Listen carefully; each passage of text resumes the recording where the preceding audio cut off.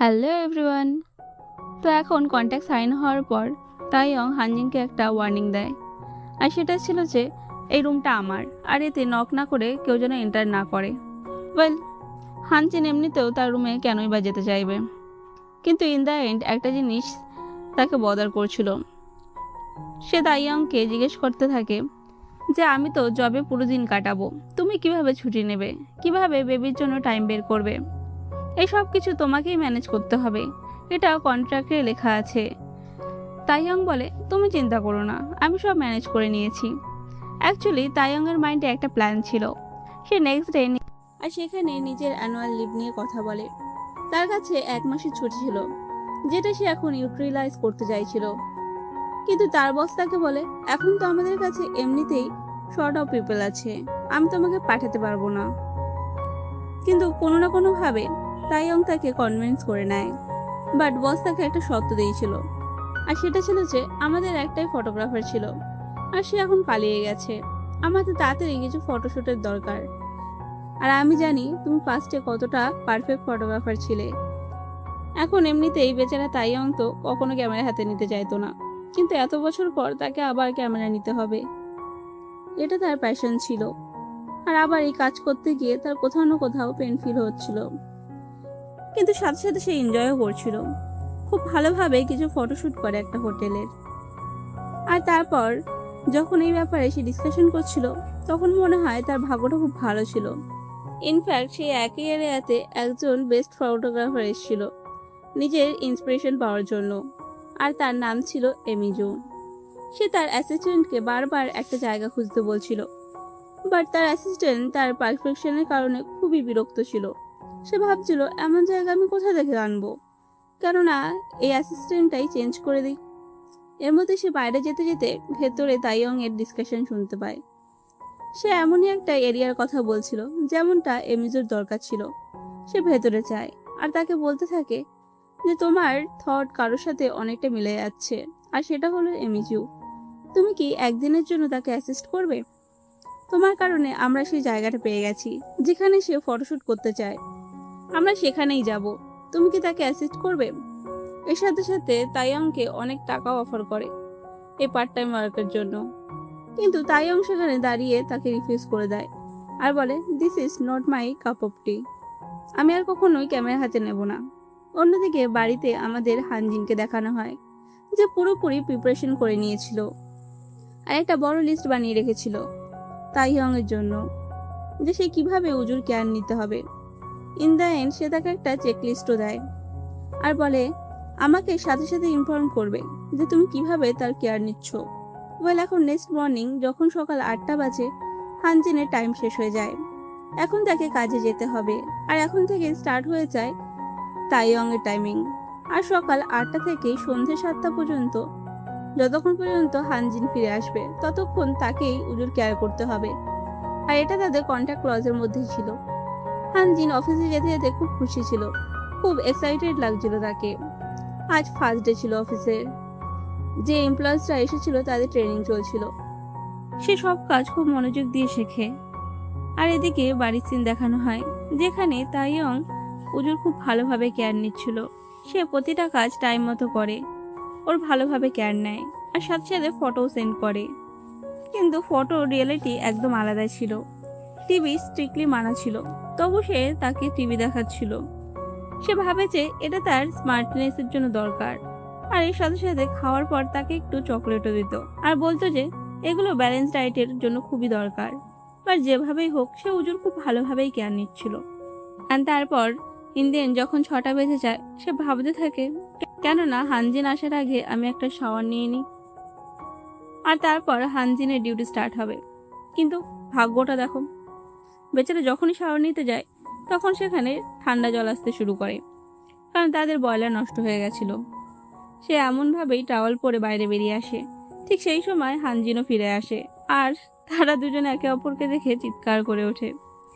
এরপর তারা নিজেদের সামলে নিয়ে বয়লার ঠিক করার চেষ্টা করে, বাট এন দি এন্ড তাদের ইলেকট্রিশিয়ানকেও কল করতে হয়, আর সেখান থেকে জানতে পারে সেটা ঠিক করতে অনেক খরচ হবে।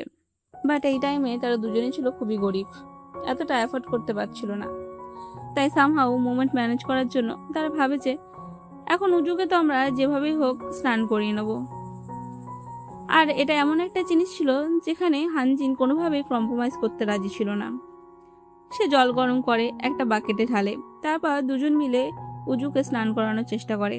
বাট বয়লা ছাড়া স্নান করানো খুবই কঠিন ছিল। উজু তাদের অনেক জ্বালাতন করে, আর তারপর দুজনেই অনেক টায়ার্ড হয়ে বসে পড়ে। তাইয়ং বলে, তুমি খুব খারাপ, তোমার লজ্জা লাগা উচিত, তুমি আমাকে ওভারটাইম করালে, দেখো এখন 11টা বেজে গেছে। আর তাদের ঝগড়ার মাঝেই বাচ্চাটা গিয়ে আবার বাথরুমে বসে পড়ে।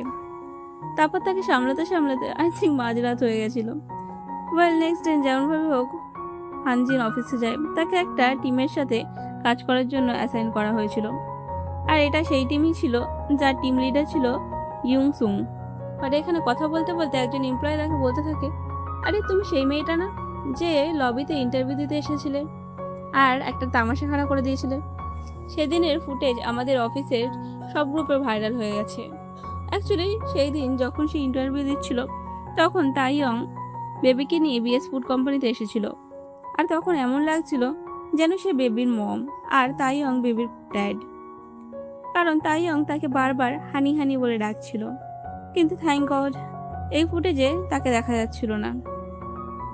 বাট তবুও অনেক লোক তাকে সাইড পোস্ট থেকেও চিনে নিচ্ছিল। ওয়েল সে খুব এম্বারেস ফিল করছিল, আর তার মন চাইছিল তাইয়ং এর ডিম্পলসে ড্রিল দিয়ে হোল করে দেয়। এদিকে ঠিক সেই সময় বাড়ির সিন দেখানো হয়। তাইয়ং নেইবারের কাছে যায় আর তাদের থেকে কিছু টুলস চাইছিল, কিন্তু নেইবার বলতে থাকে, যদি তোমার বয়লার খারাপ হয় তাহলে আমার থেকে বড় এক্সপার্ট তুমি আর এখানে কোথাও পাবে না, আমি ফ্রিতেই তোমার কাজ করে দেবো। কিন্তু তার কাজের থেকে গসিপে বেশি ইন্টারেস্ট ছিল। সে তাকে জিজ্ঞেস করতে থাকে, তুমি আসলে কে? তোমাকে তো আগে কখনো এখানে দেখিনি।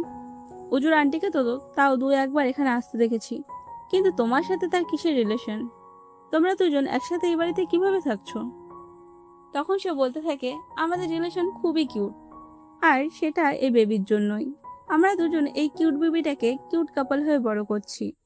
ওদিকে হানজিন আগেই শখ ছিল তাইয়ং আর বেবির সিন ভাইরাল হওয়ার পর। তার মনে হচ্ছিল সবাই তাকে বেবির মা আর কারো ওয়াইফ ভাবছে, কিন্তু এর মধ্যে সে আর একটা শখ পায় যেটা আগের থেকেও বড় ছিল। যখন সে দেখে তার ম্যানেজার আর কেউ নয় বরং ইউং সুং, আর যখনই তার একে অপরকে দেখে ফ্ল্যাশব্যাক আসে। দেখে মনে হচ্ছিল তারা অনেক বছর আগে কাপল ছিল, কিন্তু এখন তারা এমন বিহেভ করে যেন তারা একে অপরের সাথে প্রথমবার দেখা করেছে। এদিকে নেইবার তো সব গন্ডগোল করে ফেলেছে। আগে বয়লার একটু একটু কাজ করছিল, এখন তো সেটা পুরোপুরি নষ্ট হয়ে যায়। হানজিন যখনই বাড়িতে ফেরে সে বলতে থাকে যে এই ডিসপ্লে ওয়ার্ক করছে না, এটা কি করে হলো? আর তাইয়ং এমন ভাব করেছে যেন ও কিছু জানেই না, আর বলতে থাকে, আমি তো এটা দেখিনি আগে, তো কি করে হলো? ওয়েল এখন তো কাপড়ও অনেক নোংরা হয়ে গেছে আর সারা বাড়িতে পড়েছিল, তাই লন্ড্রি করার জন্য তারা দুজন এক জায়গায় যায়। এখানে বেবিকেও সাথে নিয়েছিল। তখন তাইয়ং তাকে বলতে থাকে, তোমার জন্য আমাকে রোজ রোজ ওভারটাইম করতে হয়। আর হানজিন ভাবতে থাকে এই বাজে লোকটার জন্য তার অফিসে প্রথম দিনের ইমেজটাই খারাপ হয়ে গেছে। সে তাকে এই ভিডিওটা দেখায় আর বলে, তোমার লজ্জা লাগে না? সে বলতে থাকে, থ্যাংক গড এতে তোমার ফেস তো দেখা যাচ্ছে না। কিন্তু সে বলতে থাকে, তোমার কোনো ধারণা আছে আমি আমার ইউনিভার্সিটির সময় কত সুন্দর আর কত অ্যাট্রাকটিভ ছিলাম? সবাই আমাকে টপ স্টার বাই সূর্য বলে ডাকতো। আমার সেই সূর্যের মতো ইমেজটা তোমার জন্য খারাপ হয়ে গেছে। সেই সময় বেচারির অবস্থা খুব খারাপ ছিল, তার চুলগুলো মেসি ছিল। আর তাইও মনে মনে ভাবছিল, এ আবার বাইসুজি, ও মাই গড। ওয়েল এখন নেক্সট ডে বেচারি ঠান্ডা জল দিয়ে নিজের মাথা ধুয়ে নেয়। আর তাইয়ং না চাইলেও তার এই অবস্থা দেখে খুবই আফসোস করছিল। তার মন চাইছিল কোনোভাবে তাকে হেল্প করতে।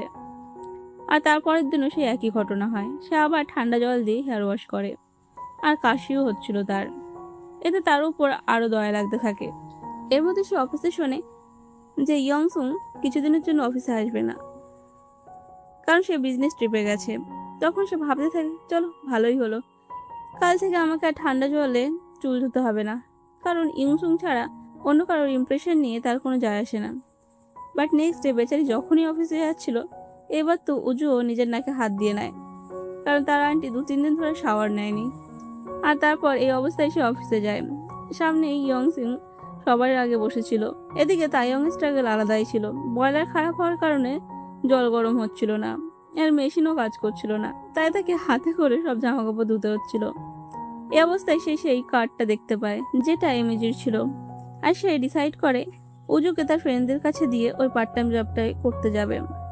কিন্তু সে বলে আমাকে সব টাকা আজই ক্যাশ দিতে হবে। ম্যানেজার বলে এতে কোনো প্রবলেম নেই, তুমি শুধু এমিকে খুশি রাখো। এখন তারা শুটে পৌঁছে যায়, যেখানে সে এমি আসার আগে সবকিছু সেট করে নেয়। বাট যখনই এমি নতুন একজন লোককে দেখে সেখানে, সে তাকে বলে তুমি চলে যাও এখান থেকে, আমার কোনো অ্যাসিস্ট্যান্টের দরকার নেই। কিন্তু সে বলতে থাকে আমি তো এমনিতেই একদিন পর চলেই যাব, আপনার চিন্তা করার দরকার নেই, আমি টেম্পোরারি। আর ঠিক সেই সময় একজন অ্যাক্ট্রেস ছিল যা ফটোশুট হওয়ার কথা ছিল।